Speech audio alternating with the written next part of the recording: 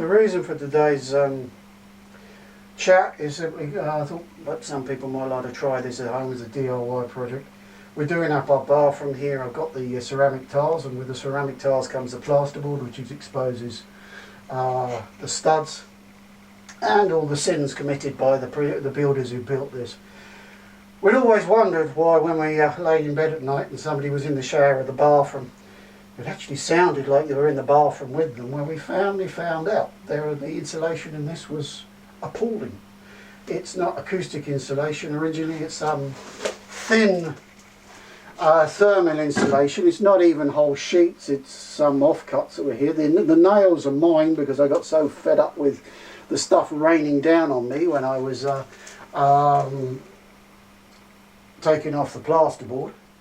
And besides, I actually was wondering what the hell to do with it. Now we've come up with a solution, which is, we got this, which is 50mm acoustic insulation, and we put that in the wall. It's been cut wide. It's a builder's tip that I learned. Thank you very much, Callum, if you're ever watching this. You cut it wide and you just squeeze it in and then it grips. You don't have to bother with a nail or anything to keep it in place. Beautiful. Thanks a lot, Callum, for that. And what we've got is some noggins. I put the noggins in. I love noggins.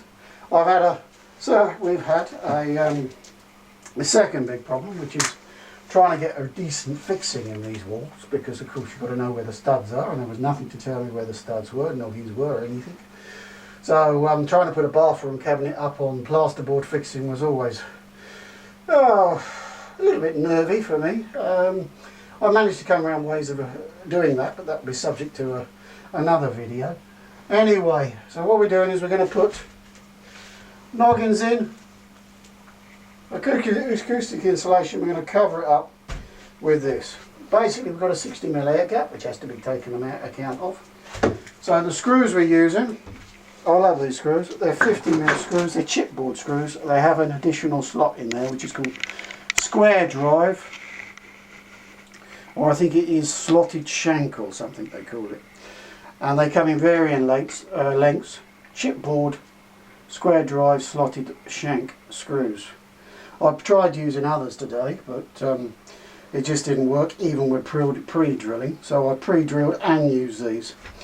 These are the 70mm ones, with 60 and 70mm ones, which are basically the same, zinc coated, and they've gone up diagonally into here, into the studs.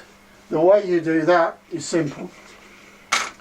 First of all, you drill at 90 degrees, and then you take the drill out and go at 45 degrees, and then it works. Don't start off trying to go at 45 degrees. It's too much like hard work. The timber I'm using is 33mm thick. This is 22mm thick, so we're going to end up with 55mm and a 60mm air gap.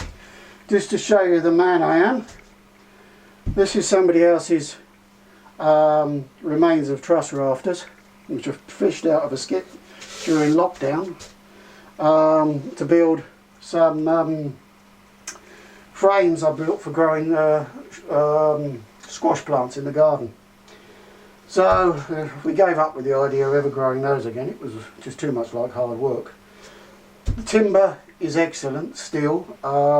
Just the level of preservation treatment on any timber that goes into a roof is only second only to that applied to timber used for fencing. My carpenter brother told me a story about a piece of batten he had keeping a tree up in his garden for 7 years, and he pulled it out the ground and it was good as the day he put it in there. And yeah, I can testify that. I've tried it myself, and for 5 years I had a piece of batten buried in our garden, and there's nothing wrong with it. So this stuff lasts forever. It's just recycled, perfect fit, and why not? It didn't cost us anything. Same thing with this. This stuff is 22mm flooring grade chipboard. It's moisture resistant. It was originally used in our loft to support the water tank. Then we got a combi boiler, so it's sat in the loft not doing anything. And I've now used it for this, cut it to size. I used a jigsaw to cut it to size. Okay, it takes longer. A carpenter would use a rotary saw, but a jigsaw got through it eventually. And it saves you having to buy another tool. So now I'm just going to put this up with my 50mm chipboard screw, just to cover it up. These ones have been drilled in pre-drilled in 3 locations, these noggins. And I'm just going to put that up like that. At the bottom it's only drilled in 2 locations, but that doesn't matter. It rests on the existing noggin which I've used. A good hard thump doesn't do it any harm. Get it in place, and that's that. So, quick test, and hopefully this will go in first time without too much.